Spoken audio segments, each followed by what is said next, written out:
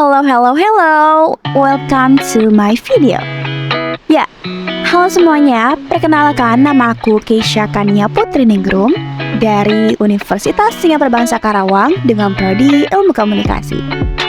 Ya teman-teman semua, selamat datang di video pertama aku. Video ini aku khususkan buat teman-teman semua yang pengen banget nih ningkatin kemampuan berbicara kalian di depan umum atau public speaking ya. Tapi sebelum itu, aku pengen kasih tahu dulu nih segmen yang aku buat khusus untuk video pertama aku ini. Nama segmennya adalah BSS. Ladies and gentlemen, they call us Bukan BSS itu ya, tapi Book Speak Soon. Relating book to improve your speaking really soon. Jadi di segmen BSS ini aku bakal nge-relating book atau menghubungkan buku yang udah aku baca sebelumnya dalam rangka mengimprove atau meningkatkan kemampuan berbicara kalian segera atau really soon gitu. Disclaimer, aku bukanlah ahli dalam public speaking. Aku juga bukan seorang praktisi ataupun pelatih. Aku juga masih mahasiswa yang masih belajar tentang gimana caranya untuk meningkatkan kemampuan berbicara aku. Tapi di sini aku cuma pengen sharing-sharing aja tips and trick dari buku yang aku baca nih berkaitan dengan bagaimana sih kita bisa meningkatkan kemampuan public speaking kita gitu. Oke, karena tadi aku bilang aku bakal menghubungkan suatu buku, pasti kalian penasaran kan buku apa sih yang aku baca sampai aku pede nih ngasih tahu kalian tentang tips and trick untuk meningkatkan kemampuan public speaking. Jadi buku yang aku baca itu adalah Sukses Melakukan Presentasi karya Renald Kasali. Nah, untuk arti public speaking itu sendiri, aku yakin banget teman-teman udah tahu ya artinya. Public speaking merupakan suatu seni berbicara di depan umum atau publik yang bertujuan untuk menyampaikan suatu informasi hingga mempengaruhi para pendengarnya untuk melakukan apa yang dikatakan pembicaranya. Public speaking itu sendiri sudah ada sejak zaman dahulu teman-teman. Dulu itu namanya retorika. Nah, retorika ini pertama kali muncul di Yunani sekitar abad ke-5 sebelum Masehi. Saat itu merupakan masa kejayaan Yunani sebagai pusat kebudayaan barat. Dan para filsufnya saling berlomba nih untuk mencari apa yang mereka anggap sebagai kebenaran. Maka dari itu retorika diperlukan. Karena dengan retorika ini, para pendengar akan mendapatkan kebenaran dari suatu topik yang dibicarakan. Karena para pemimpin akan meyakinkan mereka dengan seni berbicara yang mereka lakukan. Kalau berbicara di zaman sekarang sih, yang paling identik dengan public speaking adalah presentasi. Ya, karena dari jenjang siswa, mahasiswa, hingga para pekerja, pasti banget dihadapin sama yang namanya presentasi. Karena dalam dunia presentasi, pasti banget dibutuhkan kemampuan dalam berbicara dan kemampuan untuk meyakinkan para pendengar akan informasi yang kita berikan.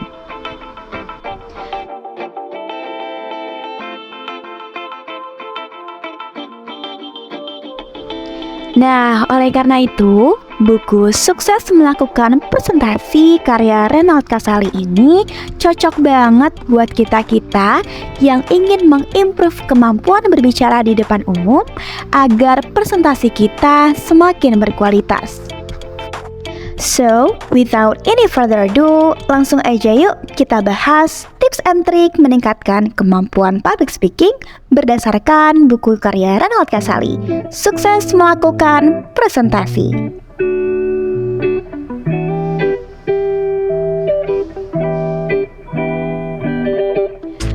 Oke, tips nomor 1 adalah jauhkan pikiran-pikiran negatif yang belum tentu terjadi.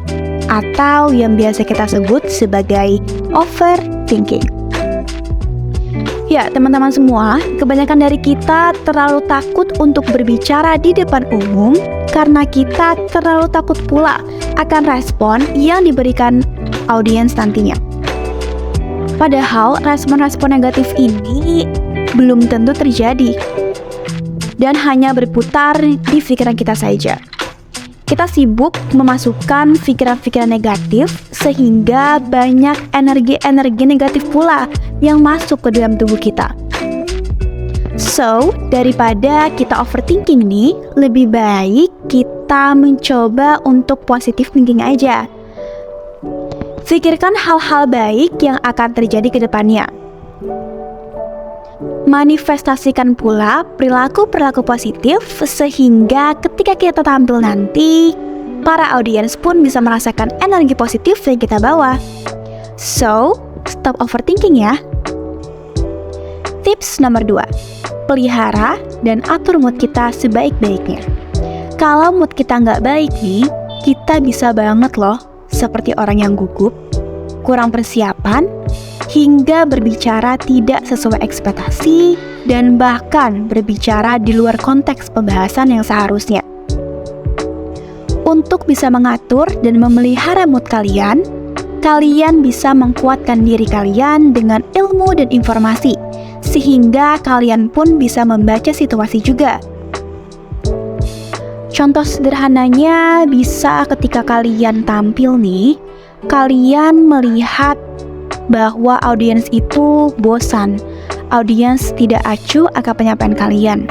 Namun, karena kalian berbekal ilmu dan informasi, kalian bisa melakukan intermezzo ataupun metode-metode interaktif lainnya, sehingga atensi audiens pun bisa kembali fokus kepada penyampaian yang sedang kalian lakukan.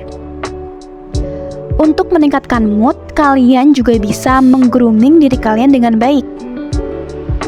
Maksudnya adalah dengan mempersiapkan penampilan kalian seperti menggunakan make up atau memilih baju yang sesuai dengan warna favorit kalian. Karena mood yang baik itu bisa banget loh datang dari respon-respon orang sekitar kita yang kagum sama penampilan kita. Yang tadinya kita itu moodnya jelek, jadi tiba-tiba naik nih karena mendapatkan pujian dari orang-orang sekitar kita yang kagum sama penampilan kita. Hal ini pernah aku rasakan loh ketika aku harus menyampaikan pidato kelulusan. Mood aku itu lagi gak baik-baik. Aku lagi ada di masa paling down. Tapi saat naik ke aula, banyak orang-orang yang memuji penampilan aku. Mereka mengatakan bahwa, "Ih, kok kebaya kamu lucu sih? Ih, makeup kamu bagus deh. Ih, kamu tampil beda banget hari ini." Dan hal itulah yang memacu emosi aku dan memacu mood aku untuk lebih naik dan lebih happy. Sehingga pun aku sadar bahwa penampilan itu memang sangat penting. Salah satunya adalah bisa menaikkan mood kita yang tadinya sedih menjadi senang. So, persiapkan penampilan kalian dengan baik ya. Dan cara yang paling aku sering gunain juga ini adalah dengan menonton video-video motivasi atau video lucu-lucu. Aku yakin banget gak cuma aku doang, tapi banyak di antara kalian yang menggunakan video-video lucu untuk menaikkan mood kalian. Nah, dari cara-cara yang aku sebutin barusan, kalian bebas deh mau milih yang mana, atau dengan cara kalian sendiri mungkin, yang bisa naikin mood kalian. Karena seperti yang aku bilang, mood itu benar-benar menunjang kesuksesan kalian. Karena seperti yang aku bilang sebelumnya, memang mood itu benar-benar menunjang kesuksesan kalian dalam melakukan presentasi. Tips nomor 3, kiss. Iya, kiss. Teman-teman nggak salah dengar kok. Tapi kiss di sini bukan kiss cium ya. Ini nih yang bikin aku suka banget sama bukunya Pak Renald Kasali. Karena bener-bener deh, ini tuh ngebahas suatu hal yang kita nggak duga-duga sebelumnya. Jadi teman-teman penasaran kan, kiss di sini tuh artinya apa sih? Jadi, di bab 15 buku ini ngebahas tentang pengalaman seorang peneliti terkenal yang harus memberikan presentasi dengan topik yang sangat menarik. Karena topiknya menarik, maka banyak kandidat doktor dan profesor yang hadir di sana. Ternyata 15 menit pertama cukup membosankan. Ia melantur ke sana kemari. Papan tulis pun mulai penuh dengan kata-kata yang sulit dimengerti dan ditulis tanpa rangkaian yang jelas. Sehingga ada seorang advisor yang memang kebetulan adalah teman dekat dari presenter ini atau peneliti ini. Ia mengirim catatan ke depan. Ia menulis KISS, K-I-S-S. Lalu di bagian bawahnya ada tulisan jelas, Keep it simple, stupid. Jadi, KISS ini adalah singkatan dari Keep it simple, stupid. Maksudnya, si advisor ini tuh meminta buat si peneliti ini untuk jelasinnya to the point aja. Karena hal tersebut pun, si peneliti ini yang membaca catatan itu tersenyum. Lalu ia meminta maaf karena ceramahnya melantur. Ia pun menghapus papan tulis, lalu menjelaskan dan menulis kembali dengan sistematika yang lebih jelas. Jadi memang ya teman-teman, ketika kita melakukan presentasi, kita wajib banget nih memfokuskan materi kita tanpa membahas hal-hal yang di luar materi. Dan jangan sampai karena kita ingin terlihat cerdas, kita malah mengeluarkan bahasa yang sulit dimengerti, sehingga kita sendiri pun terjebak dalam kompleksitas. Dan sudah sepatutnya kita itu mengendalikan diri dengan menyederhanakan otak dengan lebih baik, sehingga dunia pun akan mendengarkan kita. Kebalik ya sama orang-orang Indonesia yang menyangka bahwa orang-orang yang pikirannya ribet itu adalah orang yang pintar. So, teman-teman, ketika kalian mau presentasi dengan public speaking yang bagus, kalian harus bisa KISS ya. Ingat, KISS, keep it simple, smart, bukan stupid lagi ya. Soalnya kan kalian udah diberi materi. So, keep it simple, smart, KISS. Last not but least, tips keempat, jam terbang dan self-evaluation. Jam terbang tentu akan sangat menentukan mutu presentasi dan mutu public speaking kita. Jam terbang itu sendiri akan semakin tinggi ketika kita berhasil menaklukkan kesempatan-kesempatan dan pengalaman-pengalaman yang ada. Atau kata lainnya, kita bisa memanfaatkan kesempatan yang ada di depan mata dan selalu mengambil kesempatan itu. Contohnya nih, kalian diberi kesempatan untuk berbicara atau menyampaikan ide kalian di kelompok belajar, maka lakukanlah. Kemudian kalian diberi kesempatan pidato, maka lakukan juga.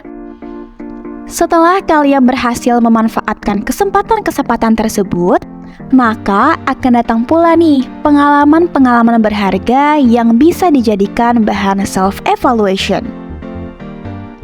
Dari proses evaluasi tersebut, kalian bisa semakin mengimprove kemampuan presentasi dan public speaking kalian. Jadi, dengan kata lain, menjadi pembicara yang handal dibutuhkan panggung untuk latihan, guru yang mau memoles, mengambil kesempatan yang ada di depan mata, dan tentunya evaluasi diri. Ya, teman-teman semua, itulah 4 poin penting yang bisa aku share buat kalian berkaitan dengan bagaimana sih meningkatkan kemampuan kita dalam public speaking sehingga mutu presentasi kita semakin baik. Karena sesungguhnya tak ada yang dapat dimengerti di dunia ini selain sebuah presentasi yang alurnya enak dimengerti. Aku Keisha pamit undur diri, semoga materinya bermanfaat ya buat kalian. Dadah, sampai bertemu di video selanjutnya.